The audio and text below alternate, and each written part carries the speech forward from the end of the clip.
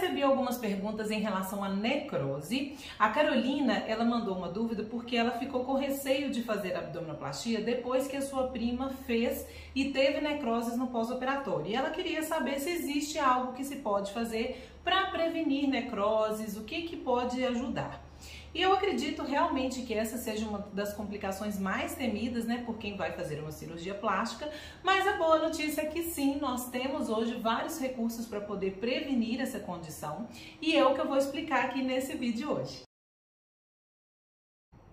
Bem-vindos ao VCP, eu sou Juliana Oliveira, sou fisioterapeuta e nutricionista e hoje eu queria começar aqui o vídeo agradecendo a vocês que estão inscritos aqui no canal, que me mandam as dúvidas, sugestão de temas para eu fazer aqui, porque sem dúvida isso facilita muito, né, para que eu direcione o assunto que vocês mais querem ouvir. Hoje nós somos quase 40 mil inscritos aqui no canal e eu agradeço muito a confiança de vocês, cada um de vocês que se inscreveu. E se você ainda não está inscrito, se inscreva, porque agora a gente vai chegar, né, tem a meta de chegar a 50 mil inscritos e quando esse dia chegar, eu vou disponibilizar uma surpresa para cada um de vocês.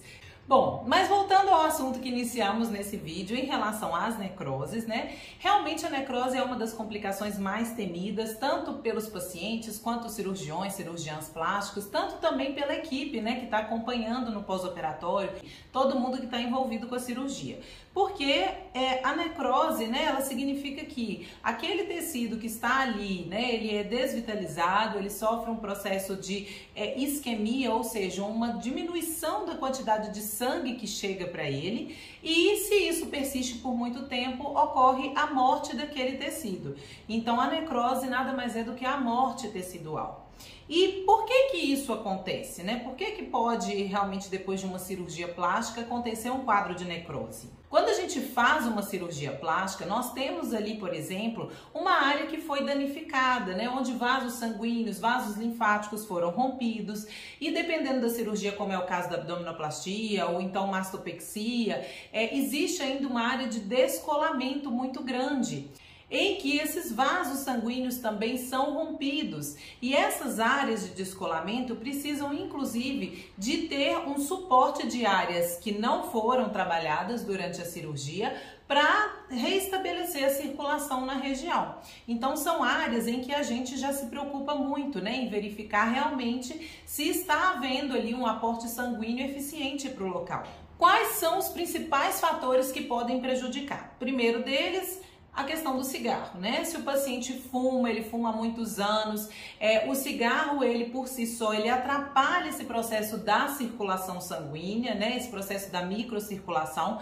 Por isso, né, que os cirurgiãs, eles sempre são muito enfáticos em pedir para o paciente parar de fumar 2 meses antes, 1 mês pelo menos que seja antes da cirurgia, para poder reverter um pouco esse processo e isso não prejudicar demais a questão da circulação de sangue, né, dessa microcirculação no pós-operatório. Outros fatores também que influenciam, por exemplo, diabetes, né? Uma pessoa que já tem ali um processo de glicação mais avançado e faz com que o sangue também ele não consiga chegar tão bem nesses tecidos mais periféricos. Outro fator que eu sempre falo muito com os meus pacientes, né, é o abuso do consumo de alimentos industrializados. Nós temos hoje, por exemplo, né, alimentos que são muito ricos em fosfato, que é um tipo de conservante que existe ali nos alimentos. E o fosfato em excesso no nosso corpo, então vocês imaginam uma pessoa que vai fazer cirurgia plástica, que está consumindo muito esses alimentos, o fosfato ele impede a ligação da hemoglobina com o oxigênio, ele dificulta essa ligação.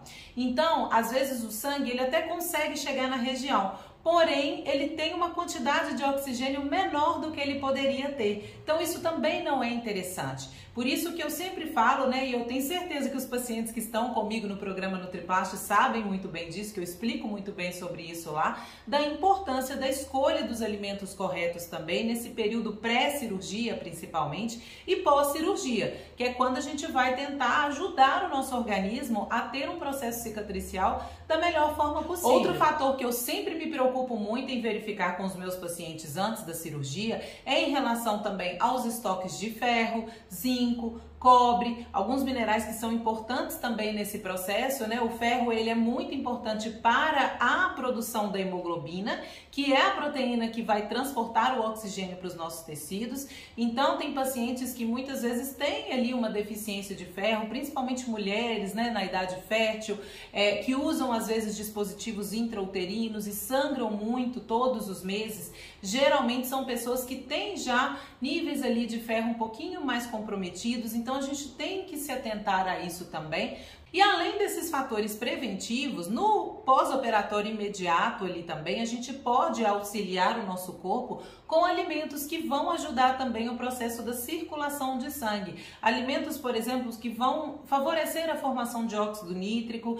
Eu até já fiz um outro vídeo aqui mostrando o caso de uma paciente que eu acompanhei no programa Nutriplast, né? Que inicialmente a gente viu que tinha uma alteração ali no tecido, porém, né, já comunicou rapidamente a equipe médica, o cirurgião plástico dela, e nós conseguimos reverter todo o processo, né? Ela não evoluiu para um quadro de necrose. Então é exatamente isso, a gente tem que conhecer, por isso que eu falo também que é importante você ter o acompanhamento de um profissional que seja experiente, que vai entender ali, né, se o que está acontecendo no pós-operatório está normal, não está. E em relação a esse acompanhamento, né, vocês sempre me perguntam aqui se eu faço esse acompanhamento online, principalmente para quem está fora do Brasil, e eu faço sim através do programa Nutriplast. Eu vou deixar o link aqui para quem quiser conhecer. Principalmente para vocês que estão longe e que às vezes não tem realmente, né, profissionais que acompanham, que fazem esse tipo de trabalho. E outra dúvida interessante também que a Jo mandou, que é em relação à questão da compressão da cinta, se isso pode influenciar o processo e se tem como realmente a gente prevenir ali a formação da necrose. E sim, felizmente hoje a gente tem a tecnologia a nosso favor. Por exemplo, a termografia é um exame que a gente consegue fazer, é um exame tranquilo, que não é invasivo e que a gente consegue exatamente mapear as áreas ali da região onde foi a cirurgia, né, para a gente ver como é que está a distribuição de temperatura na região. Então, alguns lugares, por exemplo, que são a nossa área de maior preocupação, se a gente vê que a temperatura ali está diminuída, ou seja, está chegando menos fluxo de sangue ali na região, a gente já se atenta, porque isso pode realmente evoluir para um caso de sofrimento tecidual e, se não cuidado, pode ir para um caso de necrose. Então, quando a gente já percebe alguma alteração nesse sentido, nós já conseguimos entrar com recursos que vão ajudar para que essa circulação melhore ali na região. Para vocês entenderem um pouquinho melhor como é que funciona isso, eu trouxe esse estudo científico que foram duas colegas fisioterapeutas que fizeram, a Franciele Demenech e a Patrícia Rezende, que são profissionais fantásticas na área de cirurgia plástica e termografia. E olha que interessante, elas acompanharam pacientes que fizeram, né, a cirurgia de abdominoplastia e foram monitorando ali dia a dia a evolução dessas pacientes através da termografia. Então, a gente consegue ver ali, ó, que um dia depois da cirurgia, a paciente ela já apresentava uma alteração de temperatura ali da região, né? A região que a gente realmente preocupa mais, que é abaixo do umbigo até a região da ferida cirúrgica ali da abdominoplastia. E elas viram que havia já uma diferença de temperatura e a evolução dessa paciente, ela foi aumentando essa diferença de temperatura. E a gente já consegue ver alterações ali com 5 dias de pós-operatório. Então a termografia com 1 dia de pós-operatório já estava mostrando ali uma diferença que foi só aumentando com o passar dos dias.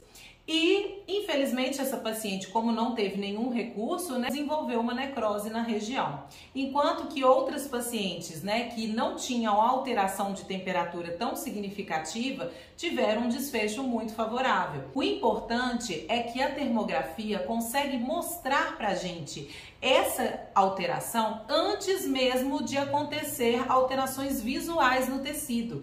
E isso é muito bom, porque a gente consegue atuar preventivamente. Isso que é importante ter o acompanhamento de profissionais qualificados que entendam de todo esse processo no seu pós-operatório, porque se a gente toma medidas ali no comecinho do problema, as chances disso evoluir para um quadro de necrose realmente são muito menores. Então hoje realmente é possível ajudar nesse aspecto, né? As pacientes que eu atendo presencialmente no meu consultório, eu normalmente já monitoro também com o uso da termografia, e se eu vejo que há alguma alteração de temperatura, eu imediatamente já comunico o cirurgião, a cirurgiã responsável e toda a equipe para a gente tomar, né, as decisões, o que é melhor fazer e agir preventivamente. Outro emprego muito interessante da termografia é também ainda no pré-operatório. Podemos mapear ali os vasos sanguíneos e enviar essas imagens para o cirurgião ou para a cirurgiã para que eles possam programar a técnica cirúrgica que vai ser melhor para o seu caso. Porque existem variações anatômicas, tem pessoas, por exemplo, que já fizeram outras cirurgias, vão ser cirurgias secundárias, então isso tudo pode interferir ali, né, na anatomia mesmo da distribuição dos vasos sanguíneos. Também a Jo perguntou em relação à questão do uso da cinta, né, se está muito apertada. Realmente, gente, isso é uma preocupação, porque cinta que está muito apertada, às vezes que comprime regiões ali específicas do abdômen, podem prejudicar também essa distribuição da microcirculação na região, essa chegada de sangue ali nesses tecidos que mais precisam. Então, é outro papel da pessoa que está te acompanhando no pós-operatório, né? Te orientar, te instruir quanto a isso, porque, na verdade, Jo, você não precisa se preocupar com isso, você tem que se preocupar em ter um profissional que saiba te orientar corretamente, porque aí você não vai ter problemas quanto a essa questão também da compressão inadequada, prejudicando ali o processo. E voltando então à dúvida da Carolina, tá vendo só? Tem muitas opções, né? A gente tem muitos recursos hoje para poder prevenir esse tipo de complicação. Eu não sei como foi a experiência da sua prima, né? Como foi a assistência que ela teve também no pós-operatório, a equipe que ela tinha, né, cuidando dela, mas hoje é possível sim a gente cuidar muito bem dessa parte. Entre um profissional, né? Busque um profissional que tenha realmente essa capacitação, que possa, né, te auxiliar em todo esse processo, porque assim a gente minimiza esse tipo de complicação, certo? Eu espero que vocês tenham gostado. Mais uma vez, se você não está inscrito aqui no canal, se inscreve, manda esse vídeo para as pessoas que vão fazer cirurgia plástica também, porque com certeza isso é assunto de interesse de todos. As informações podem ajudar muito, até as pessoas perderem um pouco o medo desse tipo de complicação, entenderem que existem hoje muitos recursos, hoje a tecnologia está bem avançada e a gente consegue sim minimizar tudo isso, certo? A gente se vê no próximo vídeo. Até lá!